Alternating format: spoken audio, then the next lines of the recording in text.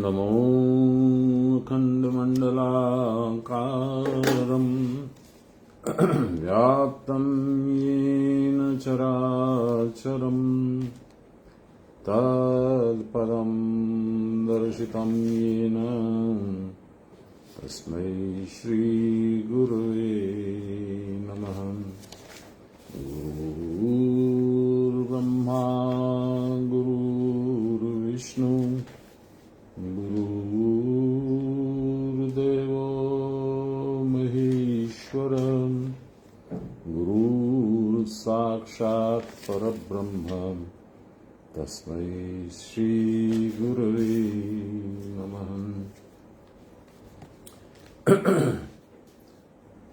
संसारवृक्षमारूढा पतन्ति नरकार्णवे येन धृतमिदं विश्वं तस्मै श्रीगुरवे नमः।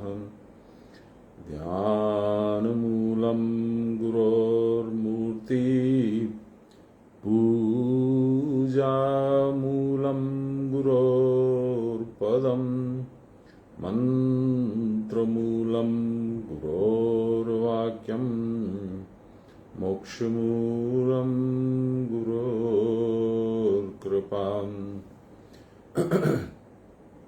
ब्रह्मानन्दं परमसुखदं केवलं ज्ञानमूर्तिं द्वन्द्वातीतं गगनसदृशं तत्त्वमस्यादिलक्ष्यम् एकं नित्यं विमलमचलं सर्वदा साक्षीभूतं भावातीतं त्रिगुणरहितं सद्गुरुं तं नमामि सद्गुरुं तं स्मरामि सद्गुरुं तं भजामि। नमो ब्रह्मण्यदेवाय गोब्राह्मणहिताय च जगद्विताय श्रीकृष्णाय गोविन्दाय नमो नमः। मूकं करोति वाचालं पंगुं लंघयते गिरिं यत्कृपातमहं वन्दे परमानन्दमाधवम्। नमो ब्रह्म विद्यां योगशास्त्रे नमः श्री गुरुचरणकमलेभ्यो नमः श्रीकृष्णाय नमः। कल फेसबुक पे पता नहीं क्या हुआ था, प्रॉबेबली मेरी प्रोफाइल लॉक होने के चलते कोई एल्गोरिदम में कहीं फंस गया था, तो मेरा तो यहाँ पूरा ब्रॉडकास्ट हो गया। बाद में देखा मैंने, किसी ने देखा ही नहीं, कई लोगों ने कंप्लेन करी।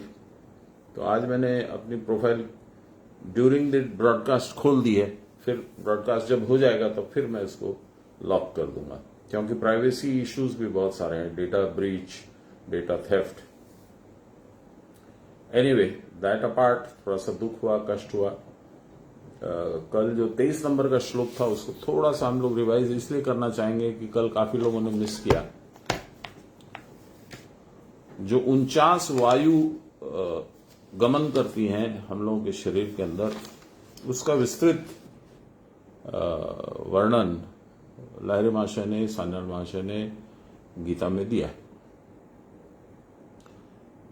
और श्लोक स्टार्ट होता है ऐसे, तम विद्याद दुख संयोग वियोगम योग संगितम स निश्चयेन योक्तव्यो योगो अनिर्विण्ण चेतसा। इसका मतलब है जो इस प्रकार की अवस्था विशेष है, किस प्रकार की परावस्था, उसको दुख संयोग का वियोग रूप योग नाम से जानना चाहिए। ये जो अवस्था है, परावस्था है, इसको दुख संयोग, जो आपसे दुख जुड़ता है, उसके वियोग नामक योग अवस्था के रूप में जानना चाहिए। कितनी सुंदर परिभाषा है, थोड़ी कंफ्यूजिंग जरूर है। यह योग अवसाद रहित चित्त के द्वारा, जिसमें कोई क्लेश नहीं हो, किसी तरह का पश्चाताप नहीं हो, किसी तरह का ताप श्राप कुछ भी नहीं हो। अवसाद रहित चित्त के द्वारा शास्त्र और आचार्य के उपदेश जनित निश्चय के द्वारा, जो गुरु ने बताया, जो शास्त्रों में लिखा है, जो गीता में लिखा है, उसके द्वारा अभ्यास करना कर्तव्य है। इसमें फिर बहुत 12-13 पेज का व्याख्या है। उसमें मोस्टली हमारे शरीर में क्या क्या चीज है, 4 तरह के समुद्र हमारे शरीर में, 2 आंख 2 कान, और क्या क्या है सब बताया उन्होंने। तो उसको तो मैं अब वापस पढ़ने में समझता हूं कि 2 दिन निकल जाएंगे। तो अब हम लोग चल रहे हैं समान वायु पे। 49 वायु को बताया कि 7 मुख्य वायु है, उसके ऊपर में हर एक के ऊपर में 7 और सब्सिडरी वायुज है। 7 सत्य 49, टोटल 49 वायु है। यही 49 वायु काली जी अपने गले में मुंडमाला की जैसे धारण करती है। आपने कभी ऐसा सोचा भी नहीं होगा, प्रयास भी नहीं होगा, पर यदि सही मूर्ति बनी होगी, जानकार के द्वारा बनाई गई होगी, तो आप देखिएगा काली जी जो गले में मुंडमाला धारण की है उसमें 49 मुंड है। चलिए, समान वायु। इस वायु में रहने पर सदा समान अवस्था रहती है, बैलेंस। इसी कारण इसका नाम समान वायु है। यह सब का पोषण करती है। यह वायु सब की गति को समान करती है, इसलिए इसमें सर्वदा रहना चाहिए। मन किसी एक वस्तु में समान रूप से रहते रहते फिर नहीं रह सकता, क्योंकि मन को अपान त्याग कर प्राण में जाकर पृथक कर देता है, और उस स्थान से पृथक होने में कोई क्लेश बोध भी नहीं होता। यह सृष्टि संकल्प का नाश करती है, तो स्थिति पद या अमर पद की प्राप्ति इसके द्वारा ही होती है, समान वायु के द्वारा। यही पावर है आपके शरीर में, यही मणिपुर चक्र है, यही अर्जुन का तेज है, यही शरीर का तेज है, जो भगवान लाहिरी मां से बोलते हैं ना, कुटस्थ ने शरीर के तेज से कहा, या शरीर के तेज ने यानी अर्जुन ने कुटस्थ यानी कृष्ण से कहा, वही है ये समान वायु। इसकी स्थिति से ही चर्म स्थिर होकर वृद्धि को प्राप्त होता है। स्थिरत्व तो न होता तो इसके सारे अणु भीतर में पृथक हो जाते हैं, सब अलग अलग हो जाते हैं, विखंडित हो जाते हैं। भीतर का स्थिति स्वरूप आकाश शरीर के ऊपर भी है। ब्रह्मांड 10 गुना होकर आकाश में मिले हैं। इसी कारण ब्रह्म को स्पर्श करे तो इसमें अपने आप जान पड़ता है। ब्रह्म के अणु आकाश में रहने के कारण आकाश अनंत दिख पड़ता है, एंडलेस। पृथ्वी का अणु आकाश के अणु का 1,00,000 गुना है, बहुत भारी है, बहुत विशाल है। आकाश के अनंत अणु के स्थिर भाव के दबाव के कारण वो ऊपर के चर्म अणु आकर गलकर नहीं गिरते, बल्कि स्थिर भाव से रुके रहते हैं, और रक्त के दबाव के द्वारा श्वास के खींचने और फेंकने के साथ साथ पद उंगली से मस्तक पर्यंत द्रुत गति से भीतर ही भीतर आते जाते हैं। जिसका रंग पहले रस होने के कारण जलवत होता है, पश्चात हृदय में जाकर रक्त वर्ण धारण करता है। वह रक्त तेज के समान, तेज के द्वारा समान वायु में आकर सर्वत्र व्यापक हो जाता है, सब जगह फैल जाता है। ये शरीर के अंदर की बातें हो रही हैं। इस रक्त को जो भी स्थिर वायु स्थिर रखती है, स्थिर न होने पर वह रक्त फटकर बाहर निकल जाता। इस स्थिति के होने से ही मनुष्य की स्थिति है, मनुष्य बचा हुआ है। आप देखिए, आपको सबको, हम लोग सब एडल्ट्स हैं, मालूम होगा, जब प्राण छूटता है तो समान वायु नाभि वाला अपना जो स्वाभाविक स्थान है उसको छोड़कर ऊपर आने लगती है, और फिर वो जब निकल जाती है तो मौत हो जाती है, मृत्यु हो जाती है। तो हम लोग के बड़े बूढ़े मारवाड़ी में बोलते थे, इनका तो ऊपरला सांस चाले लगा, आपको नहीं बच्चा। माने समान वायु ने गति जब छोड़ दी, समान वायु क्या करती है, अपान और पान को खींचती फेंकती रहती है। तो अब वो नाभि तक खींचती फेंकती है सामान्य भाव में। वो जैसे ही ऊपर उठने लगेगी, वह पैसेज, अपान और प्राण का पैसेज छोटा होता चला जाएगा, इसलिए वो उथली सांस चलेगी।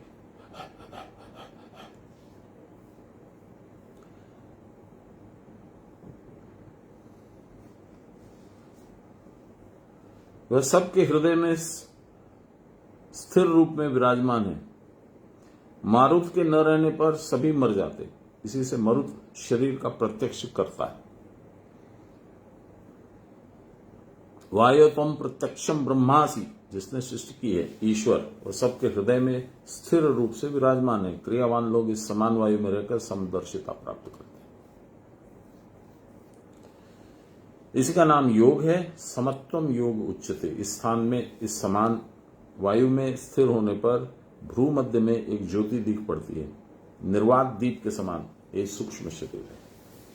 आप लोगों ने देखा होगा महाभारत में, पुरानी में भी, नई में भी, वो जब शिशुपाल का गला काटा गया भगवान कृष्ण के सुदर्शन चक्र के द्वारा, तो एक उसमें से दीप ज्योति निकल करके भगवान के हृदय में चली गई। यही है वो सूक्ष्म शरीर। व्यान वायु। उपयुक्त वायु ही सारे शरीर में जाकर व्यान नाम धारण करती है। उस वायु नाड़ी का नाम है पूषा। सारे शरीर की वायु को आबद्ध करने पर वह सूर्य के समान दिख पड़ती है। उसे ही कुटस्थ ब्रह्म कहते हैं। इसके भीतर ब्रह्म है। इसकी गति ऊर्ध्व है, ऊपर की तरफ। विशेष गति योनि से कंठ पर्यंत है। इसी कारण उसका नाम उद्वह है। उत्तर दिशा की वायु जिस प्रकार निद्रित व्यक्ति को जागृत कर देती है, उसी प्रकार कुटस्थ दर्शन सबको जागृत कर देता है। कहाँ? ये बाहरी जागरण नहीं है। कुटस्थ दर्शन बाहर होता भी नहीं है। कुटस्थ दर्शन आपके आंखों को बंद करने से ही होता है, अंदर ही होता है। जागृत करने का मतलब तब क्या हुआ? चेतन, आपको पता लगता है संसार क्या है, मैं क्या हूं, यही जागृति। काम क्रोध आदि जितने शत्रु हैं उनको इस वायु के द्वारा ही जय किया जाता है। कौन सी वायु है ये? व्यान। और इस वायु के द्वारा ही आकाश में दीप्ति होती है, अर्थात कुटस्थ का दर्शन होता है। सर्वदा शरीर में मन लगाने से, अर्थात व्यान में रहने से अपरिपाक उत्पन्न होता है। अपरिपाक, इमेच्योरिटी।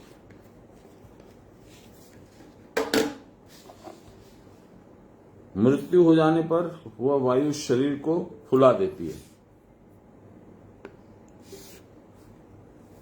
देखते हैं आप, शरीर बहुत दिन पड़ा रहता है, अग्नि संस्कार नहीं होता है तो वो फूलने लगता है।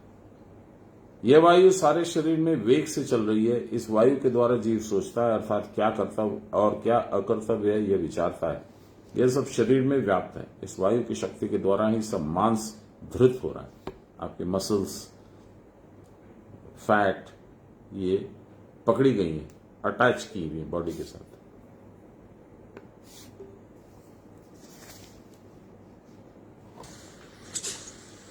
इस वायु की शक्ति के द्वारा ही सारा मांस धृत हो रहा है, शरीर से गिर नहीं पड़ता।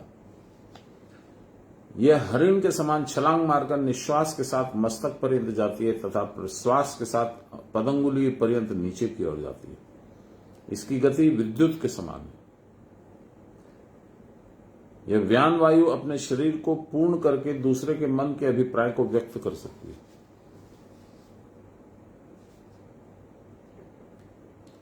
यह वायु सब शरीर में रहती है, इसलिए इसका नाम व्यान है। परंतु इसकी प्रधान अभिव्यक्ति का स्थान है चक्षु, कंठ और मूर्धा। इस वायु की शक्ति से जम्हाई उठती है। जम्हाई जो सदा जम्हाई लेता रहता है वह इसी वायु में रहता है, ऐसा जान लीजिए। इसमें रहने पर गुह्य तथा सब अंगों का आकुंचन किया जाता है। मल का आकुंचन और प्रसारण इसी के द्वारा होता है, एक्सक्रीशन एंड यूरिनेशन। दूसरे को वशीभूत करना, जहां तहां मन के द्वारा जाना और सबके मन को, भाव को जानना, ये इसी वायु की शक्ति से होता है। उदान। उदान व्यान वायु की ऊर्ध्वगमन शक्ति होने से इसका नाम उदान है। इसका स्थान कंठ, मस्तक और नासिका प्रांत भाग है। इस वायु नाड़ी का नाम अलंबुषा है। डकार लेते समय इच्छा होने पर इसका अनुभव किया जा सकता है। जब यह व्यान से पुनरागमन करता है तब इसको अवाह कहते हैं। इसकी गति मूलाधार से नासिका पर्यंत है। यह गंध को ऊर्ध्व में वहन करता है, अर्थात गंध के अणु को वहन करके लाता है। ब्रह्मपद में रहने पर श्वास प्रश्वास बाहर नहीं चलते, भीतर ही भीतर चलते हैं। यानी बहिर्श्वास समाप्त, सुषुम्ना जो है उसी के मार्फत प्राण का चलना होता है। तब त्वगिंद्रियां व्यापी हैं, इसके द्वारा कुटस्थ दर्शन होने का पर पाप का नाश होता है। त्वग माने त्वचा। उद्गीरण के कारण इसका नाम उदान है। प्राय एक ही बार लोगों को होता है, इसलिए इसका नाम सकृत है। यह सकृत एक बार उठने पर फिर उतरना नहीं चाहता। मस्तक में उठाकर रहने के कारण इसको परिवह कहते हैं, अर्थात ऊपर या मस्तक में वहन करता है। इसी कारण इसके द्वारा मस्तक में भार होता है। यह वायु सब में रहती है, परंतु किसी को इसका अनुभव नहीं होता। इस नाड़ी का नाम है गांधारी। यह वायु सबको जानकर भी जानने नहीं देती है। जैसे चक्षु होते हुए भी अंधा, गांधारी ने पट्टी लगा रखे थे, आपको याद होगा। गुरुवाक्य से क्रिया का अनुभव होने पर भी जिस वायु के द्वारा क्रिया करने में मन नहीं लगता, उसका नाम है अनिल। ये फिर से पढ़ता, मेरे साले का नाम भी अनिल है। गुरुवाक्य से क्रिया का अनुभव होने पर भी जिस वायु के द्वारा क्रिया करने में मन नहीं लगता, उसका नाम अनिल है। ये तो फैक्ट है, वो क्रिया नहीं करता। यह वायु गुह्य द्वार से ब्रह्मरंध्र ब्रह्म योनि पर्यंत बहुत देर तक रहती है। वर्ण नील परंतु घूम की तरह अपेक्षा भी पतला होता है, धुएं के जैसा। इसके स्थिर रहने पर सारा शरीर निरोग रहता है और व्यतिक्रम से अनेक रोग होते हैं। स्थिर नहीं रहती है तो रोग होते हैं। यह वायु शीत और उष्ण से वर्जित है। इसमें न ठंड लगती है न गर्म। इसको कोई जय नहीं कर सकता। इसका एक और नाम है समीरण। जैसे पश्चिम की हवा शीतल और स्वास्थ्यप्रद होती है, यह वायु भी वैसी ही होती है। इसका और एक नाम है सुषेण, अर्थात शीघ्रता पूर्वक सब वस्तुओं का अर्थ ग्रहण करती है। आप लोगों को याद होगा, हनुमान जी को जो शक्ति बाण मारा था मेघनाथ ने, उसका उपचार करने सुषेण आए थे और द्रोणगिरी से हनुमान जी जड़ी बूटी लाए थे। फिर से पढ़ते हैं ये, जैसे पश्चिम की हवा शीतल और स्वास्थ्यप्रद होती है, इसीलिए वैद। कहा गया, यह वायु भी वैसी ही होती है। इसका और एक नाम है, वह है सुषेण, अर्थात शीघ्रता पूर्वक सब वस्तुओं का अर्थ ग्रहण करती है। वैद्य को तो यही जरूरी है, कौन सी जड़ी बूटी क्या करेगी, कैसे लाभ देगी, कहां से नहीं देगी, ये सब। जैसे बाज पक्षी दूसरे पक्षियों को पकड़ लेता है, उसी प्रकार ये ब्रह्म में रहकर सूक्ष्म वस्तुओं का अनुभव करता है। यदि यह स्थिर वायु न होती तो प्रश्वास ही न होता, क्योंकि श्वास के ऊपर जाकर स्थिर वायु के प्रतिघात से नीचे आने का नाम प्रश्वास है। सुषेण वायु में अच्छी तरह से रहने पर शीत उष्ण का बोध नहीं होता। इस वायु में रहने पर बहुत दूर की वस्तु देखने में आती है। इसी कारण क्रिया करने पर साधक भविष्य वक्ता हो जाता है। भविष्य में क्या होने वाला है वो बता देगा। भूतकाल के विषयों को भी देख सकता है। बाबा ने मेरे जन्म के बारे में, पिछली लाइफ के बारे में बहुत कुछ बताया था। कहां गया? जब भूत भविष्य दोनों को ही देख लिया, तब वर्तमान विषय को देखने की तो बात ही फिर क्या बच गई। इस कारण इस वायु का नाम प्रसदीक्ष अर्थात दूरदृष्टि भी है। जो क्रिया नहीं करता उसे वायु का विषय समझने की क्षमता नहीं होती। इसका और एक नाम है सुखाश। इसमें जितना ही रहोगे उतना ही सुख मिलेगा। जो जिस प्रकार क्रिया करेगा उसको उसी प्रकार सुख का अनुभव होगा। देखिए, यहां पे सब कुछ भगवान ने आपकी बॉडी में फिट करके दे दिया। 49 तरह की वायु। आपको एक कंप्यूटर तो है नहीं, मैं तो पढ़ गया क्योंकि लिखा हुआ था। आपने सुन लिया, वो इधर से घुसा इधर से निकल गया। लेकिन इतना ज्ञान हुआ कि कौन सी वायु से क्या होता है, भले वो याद न रहे, लेकिन जब जरूरत होगी आप पढ़ सकते हो। 23वां श्लोक, 6ठा अध्याय, प्रथम खंड, आध्यात्मिक गीता। ठीक, अब इसमें बहुत सारे नाम निकल करके आए। सुषेण, अनिल, सुनील, क्या मतलब है उनके, क्या करते हैं वो, ये सारा कुछ काशी सर्व प्रकाशिका में जब योग स्थिति होगी तो आपको पता चल जाएगा। आपको माथा खपाने की ज्यादा जरूरत नहीं है, ये ऐसी वायु है, वो ऐसी वायु है। जैसे बच्चे रटते हैं ना पाठ, वैसे रटने की जरूरत नहीं है। ये बाबा ने जानकारी के लिए दी। जो इंटरेस्टेड है वो जान ले, जो नहीं इंटरेस्टेड है उसको कोई परवाह नहीं है, कोई फर्क नहीं पड़ता।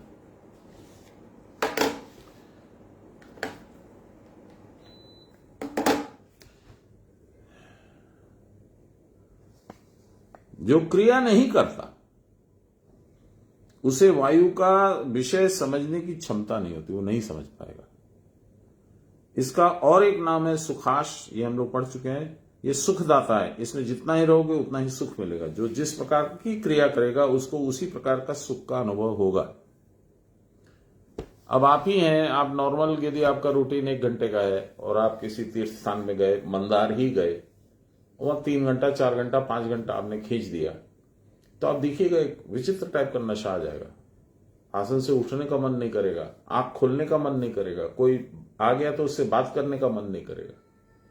ये सब क्रिया के, दीर्घ क्रिया के, अच्छी क्रिया के प्रभाव। ये तो सारे एक्सटर्नल लक्षण है, तो बाहरी लक्षण है। भीतरी लक्षण क्या है? आप जिस चीज पर आपका ध्यान चला गया उस चीज के विषय में आपको सब ज्ञान हो जाएगा।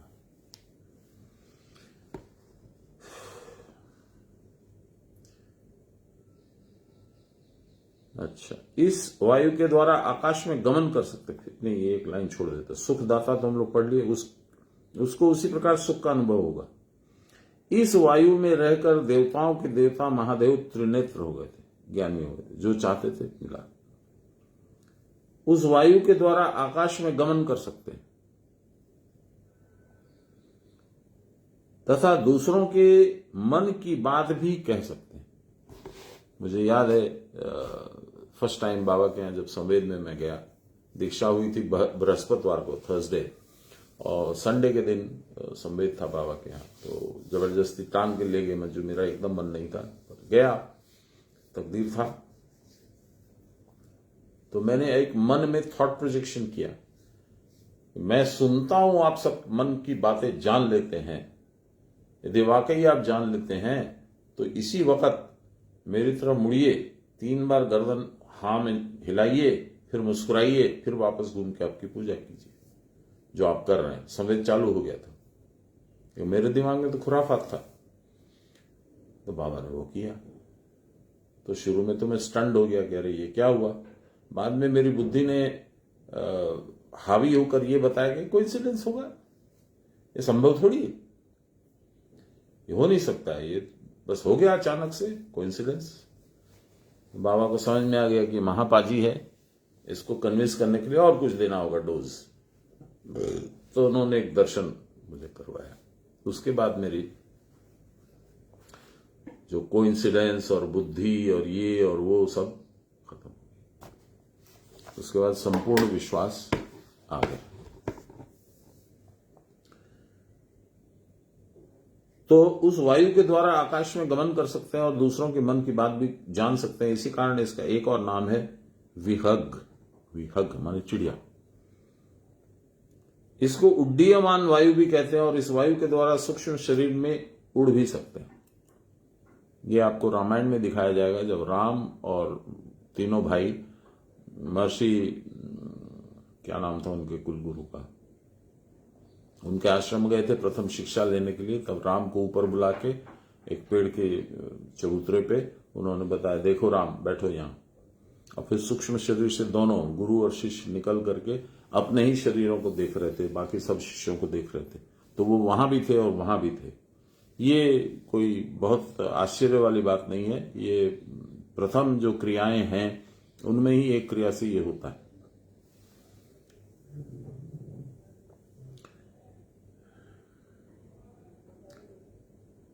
हाँ,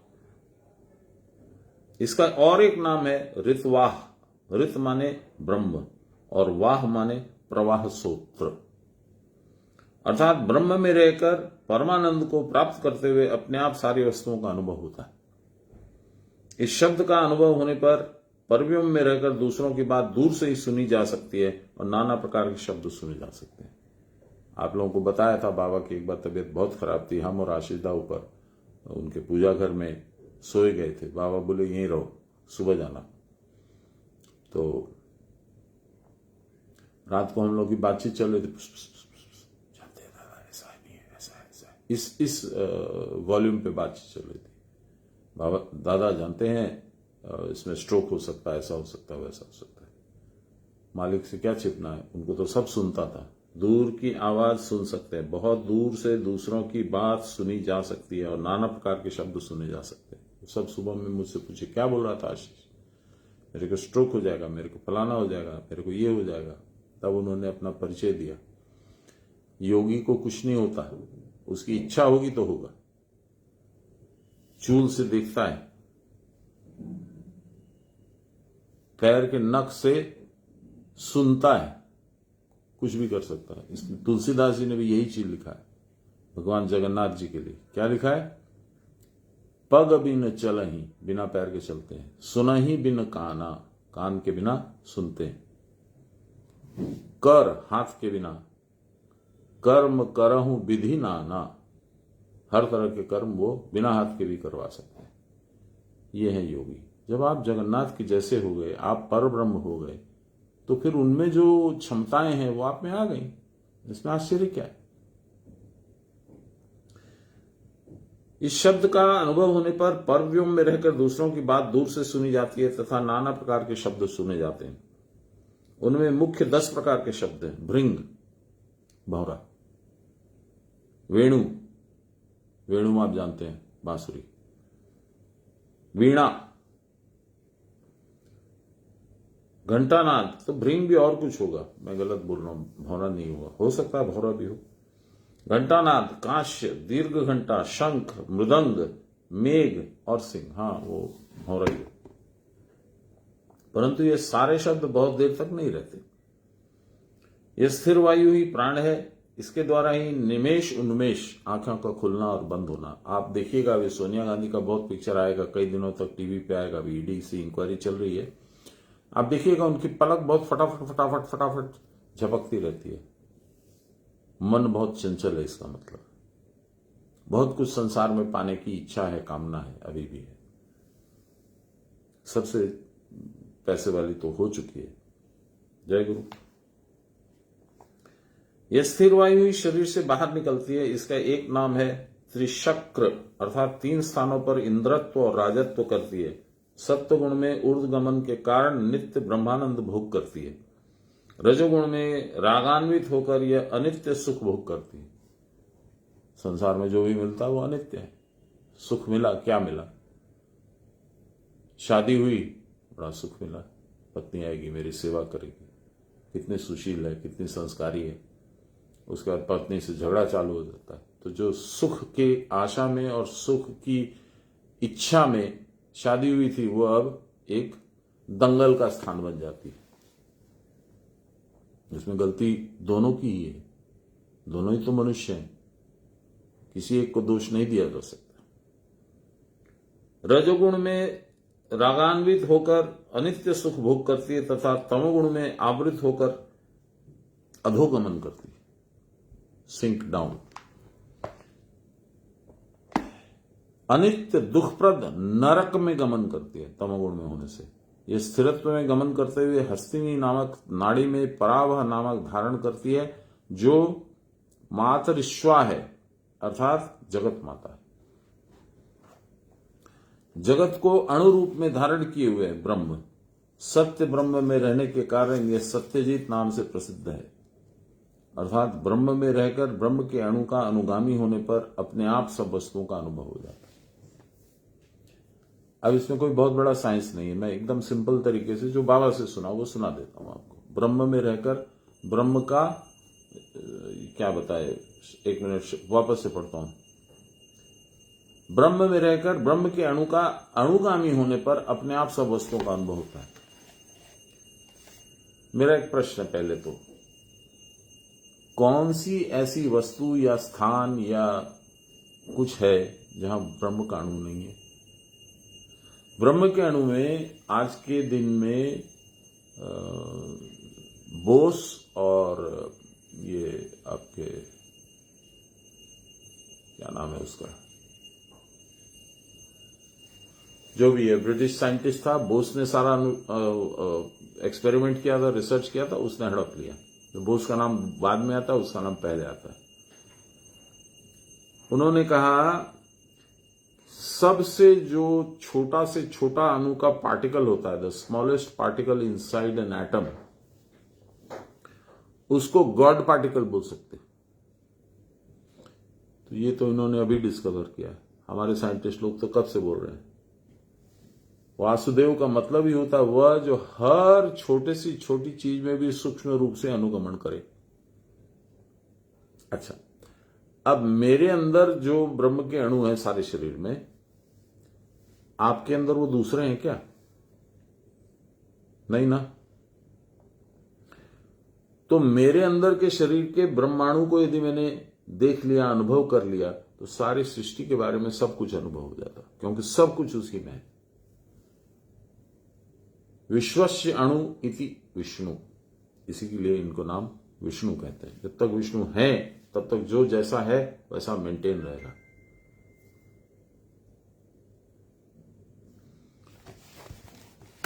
ठीक है। इसीलिए जो चलायमान जगत का प्राण है वही स्थिरत्व पद या ब्रह्म है, उसे ही रित ब्रह्म कहते हैं। इसको ही जानना चाहिए। इसी का नाम पवमान है, जिसे लोक में वेद कहते हैं। यही क्रिया की परावस्था है। जो पुस्तक रूपी वेद है उसके लिए बाबा और कबीरदास जी की ही बात बाबा दोहराते थे। पोथी मेरी थोथी, चारों वेद पढ़े मजदूर, कथनी के घर बहुत हैं, करनी के घर दूर। ये झूम মাকে একটু ফোন করে দাও না, আজকে গীতা হচ্ছে, মা বোধহয় জানে না, একটু বলে দাও, কালকে ডিজাস্টার হয়ে গিয়েছিল, হচ্ছিল না, একটু প্লিজ রিং হার আপ, টেল হার। इसका ही एक और नाम है ऋतजीत। ब्रह्म में रहने पर यह भी देखने में नहीं आता, अर्थात सर्वम ब्रह्म में जगत हो जाता है। यही अव्यक्त पद कहलाता है। यह स्थिति स्थिर वायु में रहकर गमनागमन करता है, परंतु अपने आप में रहे बिना इसका भी बोध नहीं होता। ये प्राण रूप कुटस्थ में रहकर इच्छुक होकर चित्त को चलायमान करता है। स्थिरत्व में सर्वदा रहने पर फिर इच्छा नहीं होती, तब उसे समाधि कहते हैं। इस इच्छा में ही सृष्टि होती है। यही वायु ही धाता बनती है, यही सारी इच्छाओं को हरण करती है। इसी कारण इसका नाम हरि है। इसमें रहने से ही मोक्ष होता है, अर्थात ब्रह्म के सिवा अन्य दिशा में मन जाता ही नहीं है। ब्रह्म के अतिरिक्त और सबका अंत है, वह सबका तथा अंत काल का मित्र होता है। इसको स्मरण करके मरने पर परमागति प्राप्त होती है। इसीलिए मरने के समय में अष्टम अध्याय पढ़ाया जाता है, आपके दुर्गाष्टक पढ़ाया जाता है, ये सब भगवान का स्मरण कराने के लिए। मेरे को कम से कम बाबा ने 3 जगह भेजा था, मुझे नहीं मालूम, लेकिन बाद में पता चला कि बहुत जल्दी उनकी मृत्यु आने वाली थी और इसीलिए मुझे भेजा था। जा तू अष्टम अध्याय सुनिए दिया है। ओके, ठीक है बाबा, चला गया, सुना के आया। एक मेरे मित्र के पिताजी थे, मुझसे स्नेह रखते थे। एक मेरे अपने जीजा जी थे और एक और थे। ये जो गीता सुनाया जाता है या पढ़ाया जाता है अंत काल के ठीक पहले, ये भी जरूरी है। और अंत काल के बाद गीता पाठ भी जरूरी है। क्यों? कि वो सूक्ष्म शरीर में प्राणी, अब स्थूल शरीर तो नष्ट हो गया, जल गया, जला दिया गया, तो सूक्ष्म शरीर में वो प्राणी भटकता रहता है। उसको समझ नहीं आ रहा है कि मेरे साथ क्या हुआ, मैं तो इतने सुख से रह रहा था, मेरा शरीर था, अब मैं बोलता हूं लोग सुनते भी नहीं है। उनकी बात तो मैं सुन रहा हूं, मैं देख रहा हूं, कोई रो रहा है, कोई कुछ है, कोई कुछ है, कोई प्लानिंग कर रहा है कि कैसे इसका छोड़ा हुआ धन हड़पूं, कोई कुछ लेकिन मुझे समझ नहीं आया ये हुआ क्या मेरे साथ। और ये ध्यान लगाइएगा, बाबा ने बताया था मुझे, जब अग्नि लगाई जाती है चिता को शमशान घर में, तब एक व्हर्लविंड जैसा चालू होता है, एक छोटा सा करीब 2.5-3 फुट का, और वो इतनी स्पीड से घूमता है चक्रवात जैसा। और जब आग थोड़ी सी ऊपर होती है तो वो जाके किनारे जाकर के ऐसे घूमते घूमते किनारे जाकर के वहीं पे समाप्त हो जाता है। बाबा ने कहा था ओइटाई सुखो शरीर निये थैंक यू घूम ওটাই সূক্ষ্ম শরীর নিয়ে প্রাণী প্রটেস্ট করছে। মা আমার প্রণাম নেবেন। কালকে ভুল হয়ে গেল মা, কিছুতেই গেল না। আমি পুরো গীতা পড়ে দিলাম, তারপর বুঝলাম যে ইয়ে হচ্ছে না, ট্রান্সমিশন হচ্ছে না। আজকে অনেক উপায় করে স্টার্ট করেছি, দেখি। আপনাকে স্বাগত জানাই মা, আর প্রণাম দেব আপনাকে। तो बाबा बोलते थे कि सूक्ष्म शरीर खोजता है। वो जब शरीर जल ही गया तो वो प्रोटेस्ट करता है, अरे ये क्या कर रहे हो, मैं कहां रहूंगा, ये तो मेरा घर है। उसके बाद में जब वो तो हो गया, अब वो तो कुछ नहीं कर सकता है, तो वो भटकता है। अपने घर जाएगा, अपने दोस्त के घर जाएगा, किसी को जिसको वो जानकार समझता है उसके घर जाएगा। ये सब करके वो क्या करता है, वो जानना चाहता है कि मेरे साथ हुआ क्या, मैंने ऐसा क्या किया कि मेरे शरीर को नष्ट कर दिया गया और मुझे भटकने के लिए छोड़ दिया। उसको प्यास भी लगती है, भूख भी लगती है, पर उसका निवारण नहीं होता है। तो जो पुण्यवान रहता है वो तो मरने के साथ साथ उसकी गति हो जाती है। जो एवरेज प्राणी रहता है उसको 12 दिन लगते हैं, इसलिए 12 दिन तक हम लोग छुआछात नहीं करते हैं। और हम लोग गीता पाठ या गरुड़ पुराण को लोग समझते हैं कि बहुत डेंजरस चीज है, नहीं है। गरुड़ पुराण पूरा साधन के ऊपर है, ये बहुत कम लोग जानते हैं। बाबा ने बताया था, मैं तो नहीं जानता हूं। जब बाबा ने बताया तो मैं जाके गरुड़ पुराण ले आया तो मेरी पत्नी एकदम रौद्र रूप पकड़ ली, ये क्या लाते हैं घर में, इस तरह की किताबें लानी चाहिए क्या। मैंने कहा बाबा ने बोला। बोले चुप करिए, बाबा ने बोला है। और किसी को तुरंत दे के मंदिर में भेज दिया। जय गुरु। तो ये बताता हूं आपको कि मनुष्य चूंकि नहीं समझता है, इसलिए बहुत सारी भ्रांति से वो घिर जाता है और उसको वास्तविकता से नहीं परिचय होता है। बाबा की कृपा से ही 2 लोग इस तरह के, जिनका स्थूल शरीर नष्ट हो चुका था अग्नि क्रिया के द्वारा, वो मेरे पास आए और मैंने बाबा से चर्चा की कि बाबा ये क्या हुआ, ऐसा क्यों आया, मेरे पास क्यों आया, ऐसा वैसा सारी बात हुई। तो चूंकि उन्होंने बता दिया था, इसलिए अधिकार के साथ आपको मैं ये बातें बोल रहा हूं, जो मेरा अपना व्यक्तिगत अनुभव है बाबा की कृपा से। चलिए, उपयुक्त समस्त वायु की एकता 6 चक्रों के साथ है। ये सारी वायु 6 चक्रों में घूमती है। मूलाधार के 4 पद्मों में 4 वायु है, लिंग मूल में 6 है, स्वादिष्टान मणिपुर में 8 है, हृदय में 12 है, कंठ में 16 है, आगे चक्र में 3 है। ब्रह्मा विष्णु महेश चंद्र सूर्य अग्नि, ये 6 देवता अपनी शक्ति के साथ 49 देवता होते हैं। जैसे मूलाधार में ब्रह्मा गणेश जगधात्री और सरस्वती मूलाधार के देवता हैं। ये कौन, फिर से सुनिए, ब्रह्मा गणेश जगधात्री और सरस्वती।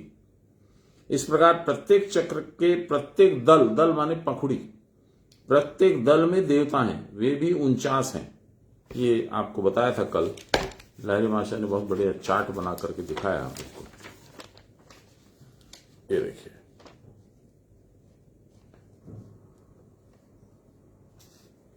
ये सहस्रार है ऊपर में।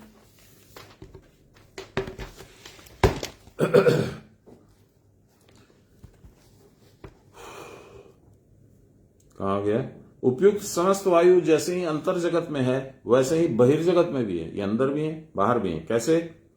इसी तरह इसी कारण मन और शरीर के साथ बहिर्जगत का इतना निकट संबंध है। इसीलिए मेघाच्छन्न दिवस में शरीर और मन उत्साहहीन हो जाता है। आज कुछ करने का मन नहीं है। अरे मंजू, पकौड़ा बनाओ ना, आज पकौड़ा और चाय खाएंगे। हरी चटनी बनवा देना, पकौड़ा और चाय। बादल हुआ रहता तब। इसी तरह से आपका सुबह में कोई बड़ी सुंदर धुन बजाए, या सितार पे, या इस पे बांसुरी पे, या किसी बढ़िया इंस्ट्रूमेंट पे, तो मन एकदम मेलो हो जाता है, एकदम रिलैक्स्ड एंड इजी। कुछ उठापटक के बारे में नहीं सोचता है फिर मन। सारे जीवों के सब रोग वायु के विकार से होते हैं। जिस वायु के विकार से जिस रोग की उत्पत्ति होती है उसी वायु को समभाव से रख सकने पर ही रोग का शमन होकर आरोग्य प्राप्त होता है। इसी कारण बाहर की वस्तु के द्वारा रोग दूर होता है। देखिए, अब आप एक और चीज ध्यान दीजिए, वैद्य क्या करता है? नब्ज पकड़ता है, नाड़ी, वायु का पल्सेशन पकड़ता है, हार्ट का पल्सेशन पकड़ता है और उससे रोग बता देता है। ये सूक्ष्म विद्या है, उसके पास है, अभ्यास से है, संस्कार से है, बाप दादाओं की विरासत से है, बता देता है। सही वैद्य होगा, सही उपचार भी बता देगा और आप ठीक भी हो जाओगे। लेकिन आजकल तो फ्रॉड ज्यादा है, इतनी मेहनत कौन करता है? आरोग्य प्राप्त होता है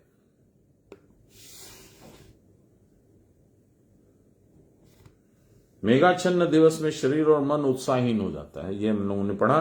सारे जीवों के सब रोग वायु के विकार से होते हैं। जिस वायु के विकार से जिस रोग की उत्पत्ति होती है उसी वायु को समभाव से रखने पर ही रोग का शमन हो जाता है। उसको बैलेंस में रख देना, जैसा था वैसा रख देना ओरिजिनली। बाद में डिस्टर्ब हुआ तो रोग हुआ। इसी कारण बाहर की वस्तु के द्वारा रोग दूर होता है। कोई औषधि पिलाते हैं, काढ़ा पिलाते हैं, टैबलेट पिलाते हैं, रोग दूर होता है, क्योंकि उस वस्तु में भीतर की वायु का वैषम्य होता है। यह आयुर्वेद में विशेष रूप से लिखा हुआ है, प्रत्यक्ष भी है। वैशेषिक दर्शन व्याख्या से उद्धृत लहरिमाशी की व्याख्या 24 नंबर श्लोक छोटा सा है। संकल्प प्रभवान कामास त्यक्त्वा सर्वान शेषतः मनसेवेन्द्रिय ग्रामम विनियम्य समन्ततः। संकल्प से उत्पन्न सारी कामनाओं को निश्चेष रूप से त्याग कर मन के द्वारा ही सारी इंद्रियों को सारे विषयों से विशेष रूप से प्रत्याहृत करना, योगाभ्यास करना चाहिए। ऐसे करके योगाभ्यास करना चाहिए।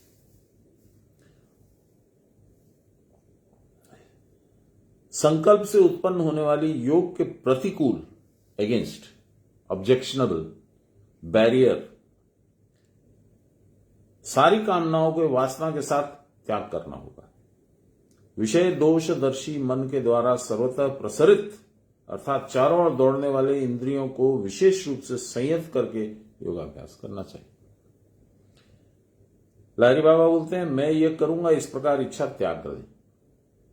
इसे विलक्षण रूप से अशेष रूप से त्याग करें। मन तथा इंद्रियों को, सारी इंद्रियों को निशेष रूप से संयमन करें। अब देखिए बाबा क्या बोलते थे। बाबा ने क्या कहा?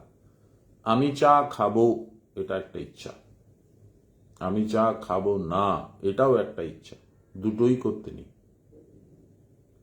बड़ी विकट स्थिति है। मेरे मन में चाय पीने की इच्छा है, मैं छोड़ दूं, नहीं पीऊं। लेकिन ये बाहर की बात है, इच्छा ही नहीं होनी चाहिए। मैं चाय नहीं पीऊंगा, मैंने ऐसा संकल्प कर लिया, वो भी गलत है। आप समझिए कितनी वो तलवार की धार पे चलने की जैसा है ये।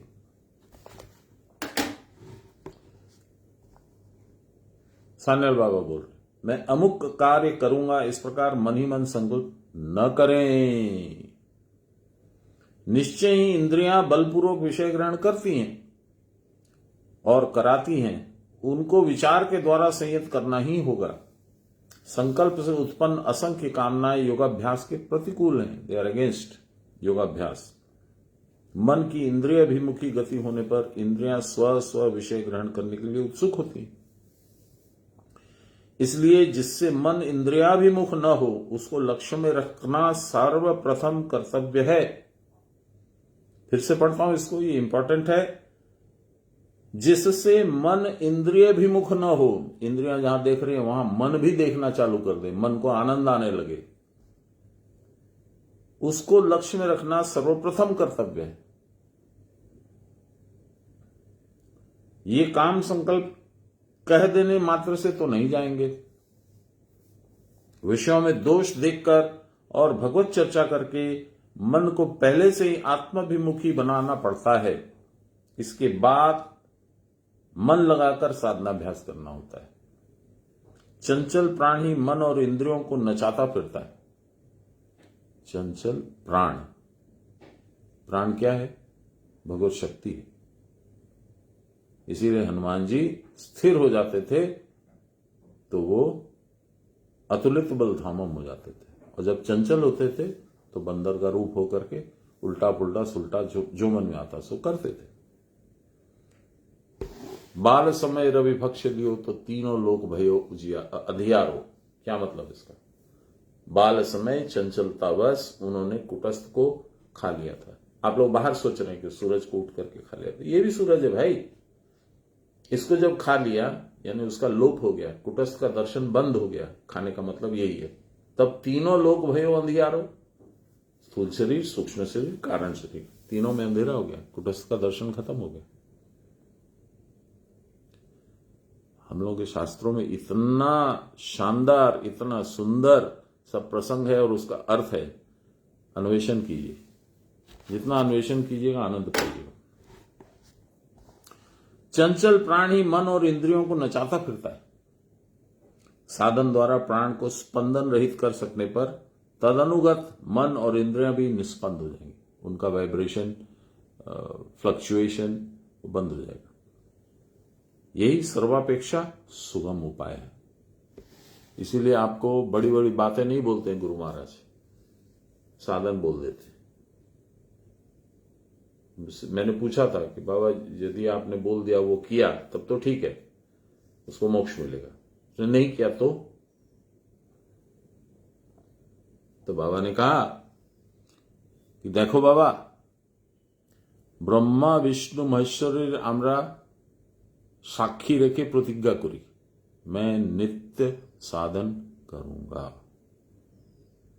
गुरु तो छेड़ देवे, गुरु तो कृपा वान आछेन, गुरु तो सब समय कृपावान है, गुस्सा उस्सा भी नहीं होते, तो वो तो छोड़ देंगे। ब्रह्मा विष्णु महेश्वर तो नहीं छोड़ेंगे। तो गुरु की करे दीक्षा जे जन्मेते हलो সেখানে ছেড়ে দেয় ওকে, দেখি কি করে। যদি সাধন করে তো খুব ভালো, নালে नेक्स्ट जन्म में एरकम स्थिति निर्माण है। मैं हिंदी में बोलता हूं, पहले जन्म में छोड़ देते हैं गुरु कि देखते हैं वो साधन करता है कि नहीं करता है, उसकी अपनी इच्छा क्या है, क्योंकि आप भी तो ब्रह्म के हिस्सा हैं, आप भी तो ब्रह्म के अणु हैं, आप भी तो ब्रह्म का स्वरूप हैं। तो आपकी इच्छा क्या है देखें। उस जन्म में करना स्टार्ट कर दिया तो जल्दी गति हो जाएगी, उसी जन्म में भी मोक्ष मिल सकता है।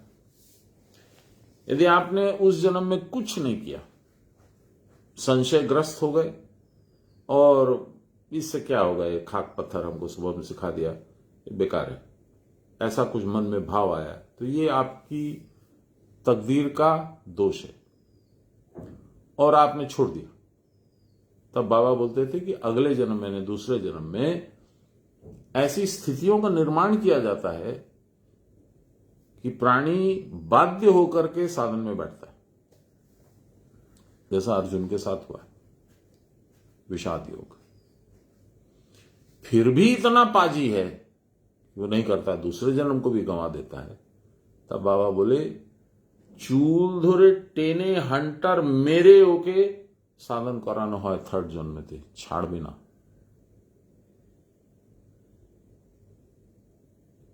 तो काहे चाबुक खाते हो, काहे चूल पकड़वाते हो, काहे टनाते हो, काहे बदनाम होते हो, पहले जन्म में कर लो मेरे भाई। 25 नंबर श्लोक, समय है कि नहीं है अभी। शनै शनै रूपमर्मेद बुद्ध्या धृति गृह्यतया आत्मसंस्थम संसस्थम मनः कृत्वा न किंचिदपि चिंतयेत्। धारणा से वश में की हुई बुद्धि के द्वारा शनह शनह धीरे धीरे अभ्यास करते हुए, सहसा नहीं होता, उपराम को प्राप्त करे।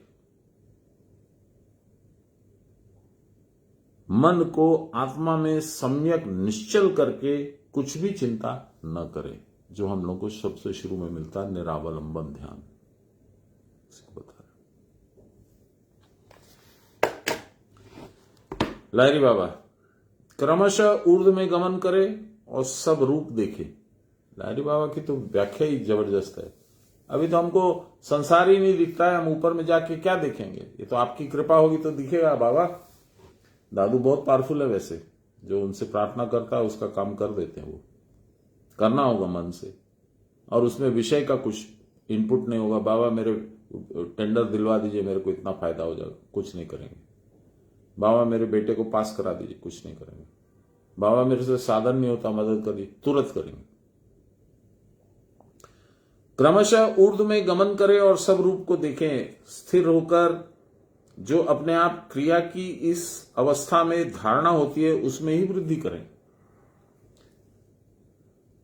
आत्मा में सम्यक प्रकार से क्रिया की परावस्था में स्थिर करके मन में अन्य कोई चिंता न करें। चिंता अपने आप ही नहीं होती। वो स्थिति में आ जाइएगा तो चिंता ही खत्म हो जाएगी, नहीं होगी। साधन क्रिया का सान्याल बाबा बोल रहे हैं, साधन क्रिया का अभ्यास किस प्रकार से करना होगा, इसी का उपदेश इस श्लोक में भगवान देते हैं। क्रमशः ऊर्ध्व में गमन करना होगा, धीरे धीरे, अर्थात मूलाधार से धीरे धीरे चक्रों को अतिक्रम करना होगा। ऐसा नहीं कि चटपट एक श्वास में ऊपर चढ़ा दिया और फिर ऊपर से नीचे उतार दिया। प्राण को अतिवेग से संचालित करने पर अनेक विघ्न उपस्थित हो सकते हैं। यद्यपि योग शास्त्र में बलात्कार न गृह्यात का स्पष्ट उल्लेख है, परंतु प्रथम अवस्था में इस प्रकार का बल प्रयोग करना उचित नहीं है, युक्त भी नहीं है। राजयोग जो हम लोग की विद्या है, ब्रह्म विद्या, राजयोग, इसके बारे में बोलते हैं। राजयोग में मन को लेकर ही सारी साधनाएं की जाती हैं। तो धीरे धीरे प्राण को आकर्षण करने पर मन प्रत्येक चक्र में स्पर्श करते हुए ऊपर उठ सकेगा। प्रत्येक चक्र का मन के द्वारा स्पर्श होना आवश्यक है, अन्यथा तत्त स्थान में शक्ति कैसे जागृत होगी। क्रिया का अभ्यास करते करते भी अनेक रूप आदि का दर्शन होता है, ये बहुत सामान्य बात है। इसमें मन कुछ विचलित भी हो जाता है, विक्षिप्त भी हो जाता है। इसलिए क्रिया करते समय उपदेशानुसार चिंतन के अलावा अन्य कोई चिंतन नहीं करना चाहिए। इस प्रकार मन लगाकर क्रिया करने पर एक एक करके अपने आप क्रिया की परावस्था का उदय होगा। प्रथम साधक हैं, कुछ मेरे मित्र हैं, अभी नए नए साधक हैं, उनके लिए विशेष उपयोगी है ये श्लोक, और जो पुराने हैं उनका भी रिवीजन हो रहा है। उसी को क्रमशः बढ़ाने की चेष्टा करनी होगी। क्रिया की इस परावस्था के उदय होने पर जब मन कुछ निश्चल होगा, तब भी मन में पूर्व संस्कार के वश, पिछले जन्म, उसके पिछले जन्म, उसके पिछले जन्म, पूर्व जन्म के संस्कारों के वश अन्य चिंता का उदय होना संभव है। इसलिए तब सावधान होकर ऐसा करना होगा जिससे अन्य चिंताएं न आए, अन्यथा क्रिया की परावस्था का नशा कट जाएगा। अवश्य ही क्रिया की परावस्था के, बाबा ये तो बहुत लंबा है, चलिए, क्रिया की परावस्था के घनीभूत होने पर कोई चिंता मत करो ऐसा कहना ही नहीं पड़ेगा, वो अपने आप होगा। चिंता अपने आप ही नहीं होती। क्रिया करते करते जो कुछ नशे के समान क्रिया की परावस्था आती है, यही धारणा की अवस्था है। मैंने बताया था, जैसे मंदार वंदार गए, 3-4 घंटे 5 घंटे के लिए बैठ गए, उसके बाद ये नशा होता है, यही धारणा है। इस धारणा से वश में किए हुए चित्त में असली क्रिया की परावस्था का उदय होगा। आपको बताया था अष्टांग योग है, 8 ही कारण है, 4 चीज करने के और 4 चीज मिलने के।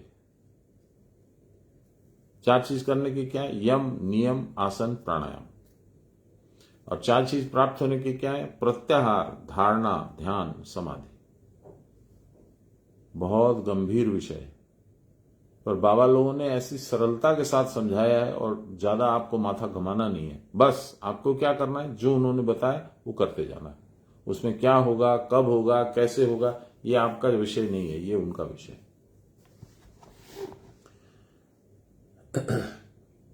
इस धारणा से वश में किए हुए चित्त में असली क्रिया की परावस्था का उदय हुआ। मन में किसी चिंता का उदय न होने देने पर मन की निश्चल अवस्था में जो स्थिति होती है वही प्रत्याहार है। इसको फिर से समझिए, ये बड़ा इंपॉर्टेंट है। मन में किसी चिंता का उदय न होने देने पर, नो अदर थॉट्स, मन की निश्चल अवस्था में जो स्थिति होती है, चंचल नहीं है मन, एकदम रॉक स्टेडी है एक ही जगह पे, वही है प्रत्याहार। तब पार्टी में जाना है, पिक्चर का टाइम हो गया, टिकट कटाना है, ट्रेन में जाना है, प्लेन में जाना है, वो सब कुछ दिमाग में नहीं आएगा। यह स्थिति अत्यंत तरल होती है, लिक्विड, फ्लूइड, परंतु अभ्यास के द्वारा वह क्रमशः घन से घनतर होती जाती है, जैसे दूध, दही, मक्खन, इस तरह से। तब उसको धारणा और ध्यान के नाम से पुकारते हैं। और जब ध्यान अत्यंत घना और दीर्घ काल स्थायी होता है तो उसे समाधि कहते हैं। बलपूर्वक समाधि नहीं लाई जा सकती, वह धीरे धीरे क्रिया के अभ्यास से अपने आप उदित होगी। बाबा लिखे नहीं है, पर इसमें मैं एक लाइन थोड़ा सा ऐड करना चाहता हूं। वह अपने आप कहां लिखा है?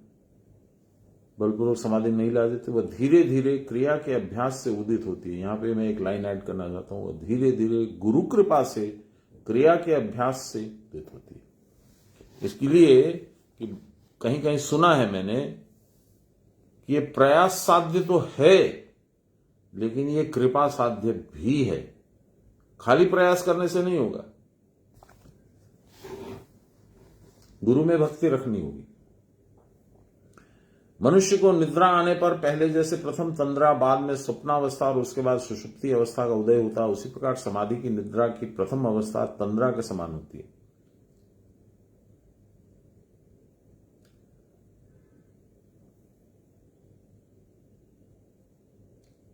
कहां गया? तंद्रा के समान होती है। उस समय बाहरी दृश्य क्षण क्षण में भूल जाते हैं, फिर वह नशा कट जाता है, यही धारणा है। उसी प्रकार समाधि निद्रा की प्रथम अवस्था तंद्रा के समान होती है। लगेगा जैसे कि ढोल रहा है, नींद में घूम रहा है, पर वो तो और कहीं है, उसको होश भी नहीं है कि वो कहां है। उस समय मन, देह और बाहरी वस्तुएं भूल जाती हैं, पर साधक अपने आप को ठीक ठीक भुला नहीं पाता। इस अवस्था में इंद्रिय वृत्तियां मन में प्रवेश कर जाती हैं और तंद्रा के बाद जैसे तरल निद्रा या स्वप्नावस्था होती है और सूक्ष्म दृश्य आदि के दृष्टा के रूप में हम जैसे जागते रहते हैं और बाहरी वस्तुओं का अनुभव नहीं होता, वैसे ही समाधि निद्रा का द्वितीय स्तर है। इसको समझे आप? थोड़ा सा बता देता हूं। जैसे स्वप्नावस्था में आप देख रहे हैं कि आप एक बाघ आ रहा है, आप देख रहे हैं कि आपको मन में बहुत डर हो रहा है, पर संसार का और कुछ आपको नहीं दिखता। माताजी, पिताजी कहां है, पत्नी कहां है, कुछ नहीं दिखता। उसी तरह से इस अवस्था में इंद्रिय वृत्तियां मन में प्रवेश कर जाती और तंद्रा के बाद जैसे तरल निद्रा या स्वप्नावस्था आती है और सूक्ष्म दृश्य आदि के दृष्टा के रूप में हम जागते रहते हैं। हम ही तो देखते हैं ना सपना, तो दृष्टा तो हम ही हुए और बाहरी वस्तुओं का अनुभव नहीं होता। मैं उस समय कहां हूं, सपने में देख रहे हैं जंगल में है, तो आप जंगल में हैं, आप एक्चुअली में आप अपने बेड पर लेटे हुए हैं। वैसे ही समाधि निद्रा का द्वितीय स्तर इस स्वप्न के ही समान होता है। बाहरी ज्ञान ठीक नहीं रहता, परंतु आंतरिक ज्ञान नाना प्रकार से स्फुटित होने लगता है। अंदर की बहुत सारी बातें जागृत होने लगती है, पता लगने लगता है, ये ऐसी वायु है, ये ऐसा है, यहां पे ऐसा होता है।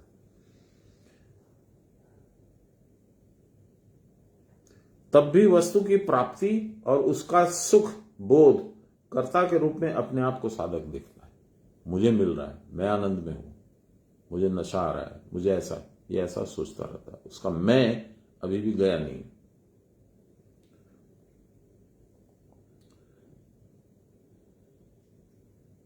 वैसे ही समाधि निद्रा का द्वितीय स्तर इस स्वप्न के समान होता है। बाह्य ज्ञान ठीक नहीं रहता, परंतु आंतरिक ज्ञान नाना प्रकार से स्फुटित होने लगता है। तब भी वस्तु की प्राप्ति और तज्जनित सुखादि बोध के कर्ता के रूप में अपने आप को साधक देखता है। इसी को कहते हैं मन को अहम तत्व में ले आना। उस समय साधक की अवस्था बालक के समान हो जाती है। उस समय कोई जागतिक संबंध दृढ़ भाव से मन में नहीं रहता। उसके बाद स्वप्नावस्था में से सुषुप्ति में पहुंचने का जैसे बाहरी विषय अथवा किसी आंतरिक विषय का ज्ञान नहीं रहता, उसी प्रकार समाधि निद्रा के तृतीय स्तर में गाढ़ निद्रा के समान और कोई भी वृत्ति नहीं रहती, डीप इन स्लीप।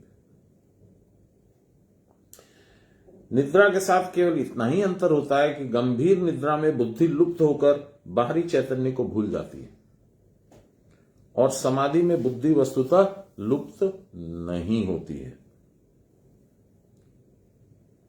जागती रहती है। केवल वृत्ति विस्मरण रूप अवस्था उत्पन्न हो जाती है। मेरी जो इच्छा थी, अभी मुझे भूख लग रही है, अभी मेरा हाथ दुख रहा है, पैर दुख रहा है, गर्दन में दर्द है, पीठ में दर्द है, सब कुछ नहीं रहता है। वृत्ति क्या है मेरी? उठ के जाएं, अभी बाहर घूमे, कुछ खा लें, ये सब कुछ नहीं। सुगंध आ रही है, वो सुगंध भी नहीं आएगी, आवाज भी नहीं सुनाई देगी, नशे में रहोगी कंप्लीट। यही अस्मिता रूपी सविकल्प समाधि की अवस्था है, यानी अभी तक मेरा मैं है। यहां ही अहम तत्व महतत्व में प्रविष्ट हो जाता है अथवा अहंकार जय हो जाता है। इसी को बाबा बोलते थे, अहंकार के ओंकारे मिश्य देवा। अपने अहंकार माने मेरे मैं को हरि में मिला देना, प्रणव में मिला देना।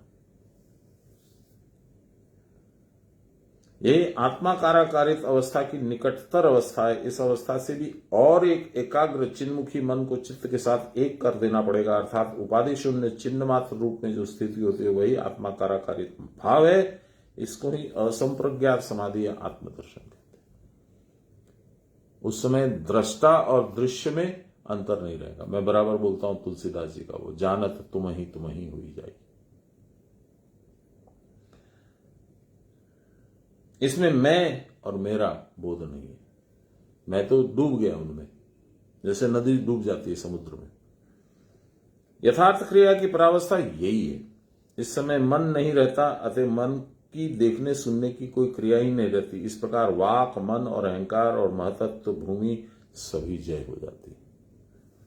ज्ञान, ज्ञेय और ज्ञाता, इस त्रिपुटी का यहां नाश हो जाता है। ज्ञान, ज्ञेय, ज्ञाता। ज्ञान भगवान, ज्ञेय भगवान को प्राप्ति का मार्ग, ज्ञाता आप या मैं, ये त्रिपुटी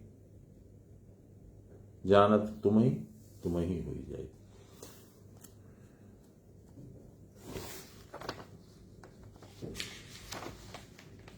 अभी 2 पेज है, इसको आज हमको यही समाप्त करना होगा।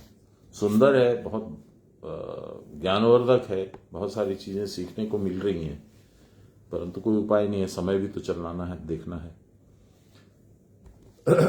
ब्रह्मार्पणम ब्रह्म हविर्ब्रह्माग्नो ब्रह्मणाहुतम ब्रह्मैव तेन गंतव्यम ब्रह्म कर्म समाधिनाम। नमो श्री ब्रह्म विद्यां योग शास्त्रे नमः। श्री गुरुचरण कमलेभ्यो नमः। श्री कृष्णाय नमः।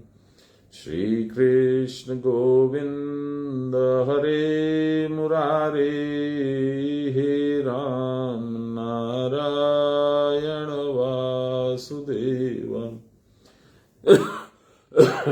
श्री गुरु चैतन्यम हे आत्मदेव, हे मात दुर्गे हर विश्वनाथ। सर्वे भवन्तु सुखिनः, सर्वे सन्तु निरामया, सर्वे भद्राणि पश्यन्तु, मा कश्चित् दुःखभाग् भवेत्। असतो मा सद्गमय, तमसो मा ज्योतिर्गमय, मृत्योर्मामृतं गमय। आविराविमहीधि रुद्रयते दक्षिणां मुखं, तेन मां पाहि नित्यं। रुद्रयते दक्षिणां मुखं, तेन मां पाहि नित्यं। बोलिए प्रेम से गुरु महाराज की जय, परम गुरुदेव की जय, परात्पर गुरुदेव की जय, परमेष्टि गुरुदेव की जय, गुरु माता की जय। हर हर महादेव।